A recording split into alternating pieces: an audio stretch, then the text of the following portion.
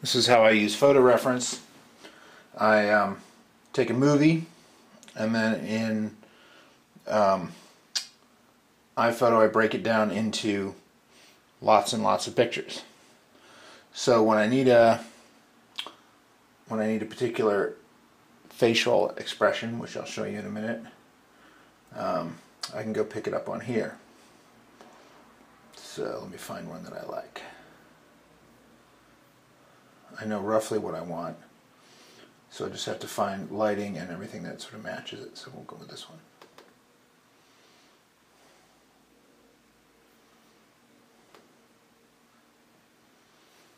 Now that is going to match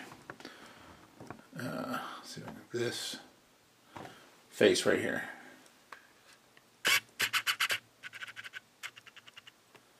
And I got my reference. This phase, I often ink the whole page in with Mars Black acrylic paint. What it does is it lets me preserve the drawing when I start layering color onto it.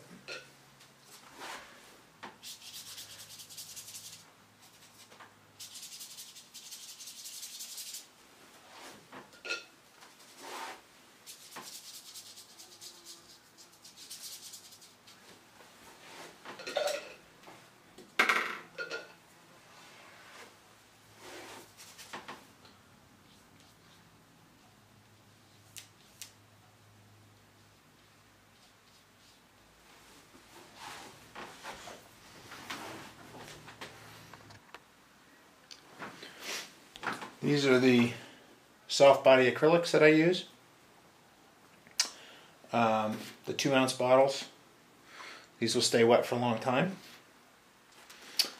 These are the palettes that I use. Very inexpensive palettes, and you can see when I finish with one I just stick it on the bottom of the pile, have a fresh one. These are the brushes that I use. This is a Grumbacher 4720 flat bristlette. It's size 4. Use that a lot. And the Series 785 Robert Simmons White Sable rounds. I use size. This is size 2. I use size 2, 4. Those are my most common sizes. Basically, at night when I'm done painting, I just squirt a little water in here. And they basically, whatever drying out has happened will reconstitute overnight.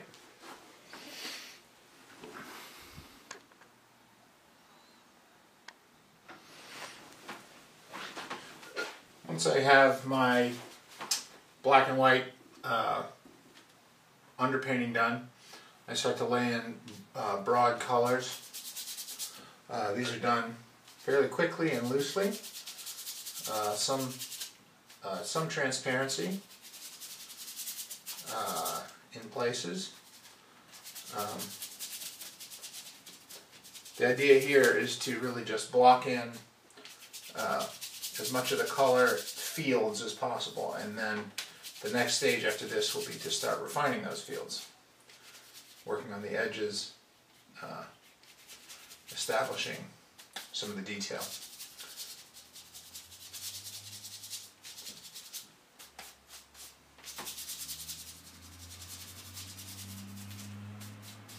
You can see why the brushes get used up pretty quickly, because I'm not very gentle with them.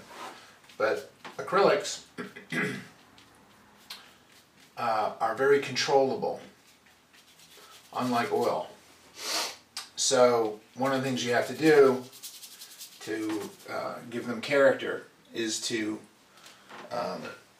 sort of force them to be somewhat messy. And one of the ways I do that is by having my brush kind of take a beating.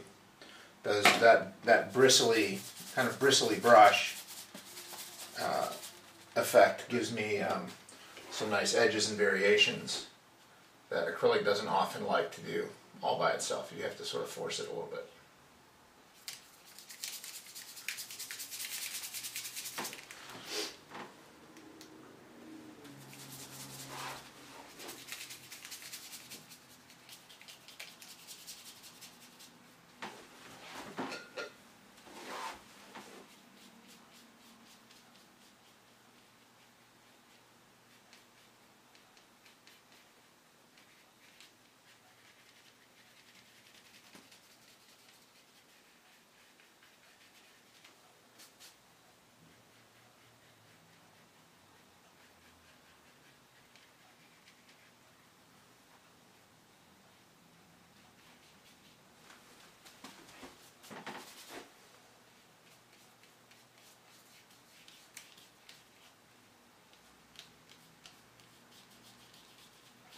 I'll work over the entire area,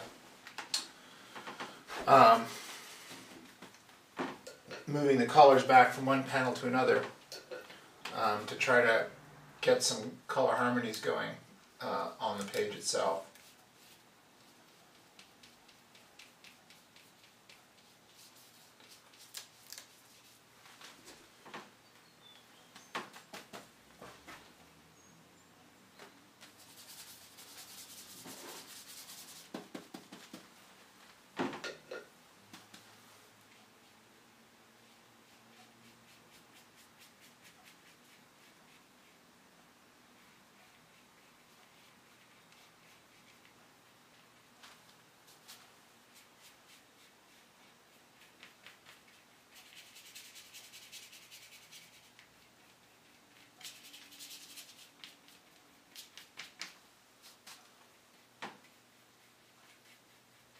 It's very easy to establish hard edges in acrylic. It's much harder to create soft edges in acrylic. So I work in the early stages at creating soft gestural boundaries between things. And then when I go in to refine it, it's very easy to make the decisions about where I want edges to be sort of clean, to clean it up. Acrylic's very good at cleaning things up, very good at sharp, distinct edges. So what I kind of concentrate on early on is let it be imprecise. Let things be imprecise and sort of unresolved, more unresolved than maybe you think they should be at first glance.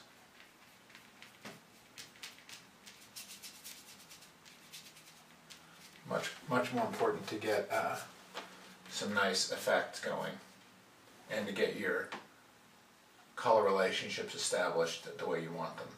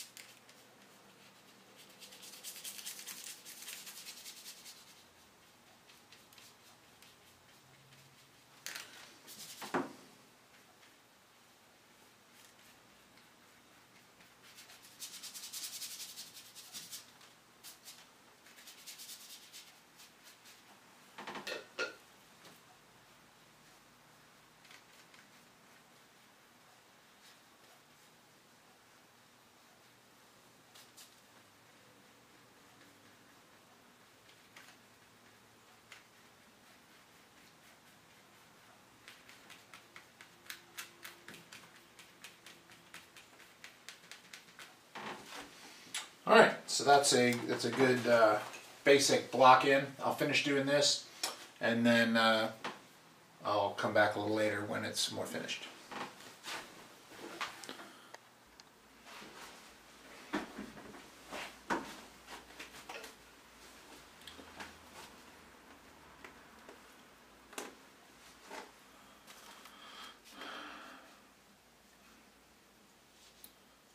I've come a little further with the piece, and I'm now going panel by panel and establishing some more detail. You can see some of the edges have solidified.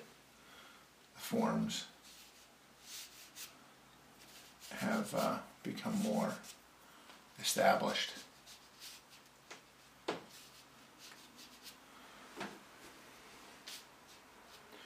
I'm still moving from panel to panel as I mix a color. I'll use that color.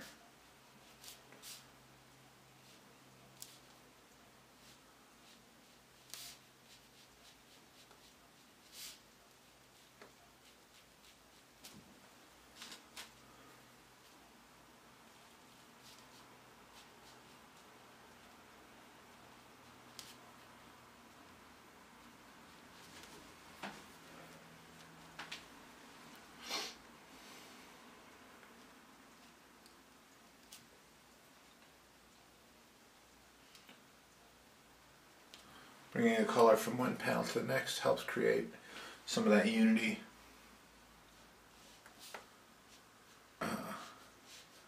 When you're looking at it, you can see that same color repeating, and it gives you a sense of what's where. Like this shadow is obviously this shadow, so you immediately understand context. You're looking at these figures and then they're there again, that small. And then this is going to be a spaceship hull in the background. You can see it suggested here and then established there.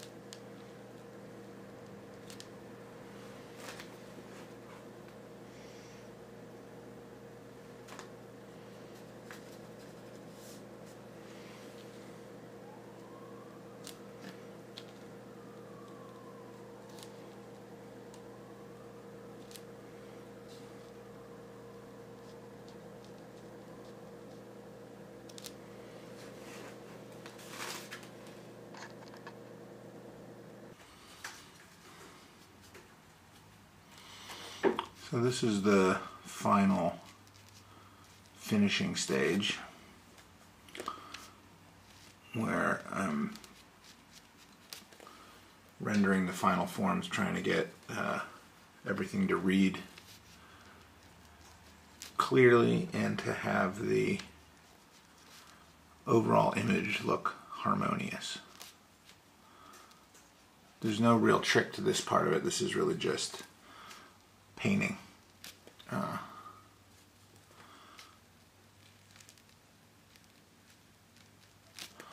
The painting that I do for my comics is more graphic than the sort of more realistic style of painting that I use for my cover work and that sort of thing.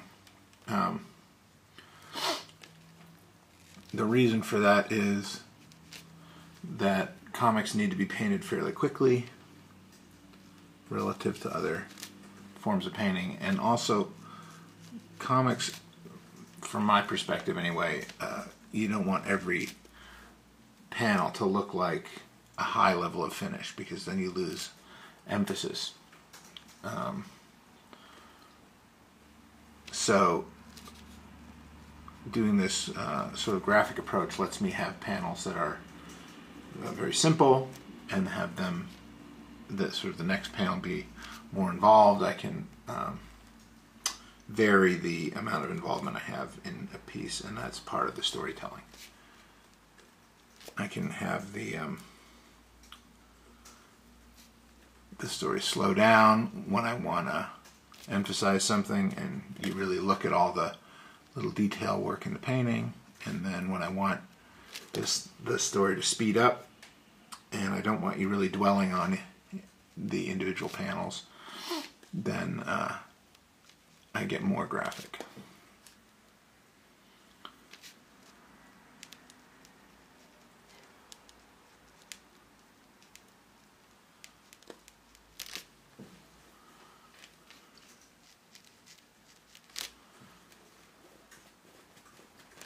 I've always used a good amount of line also in my comics work,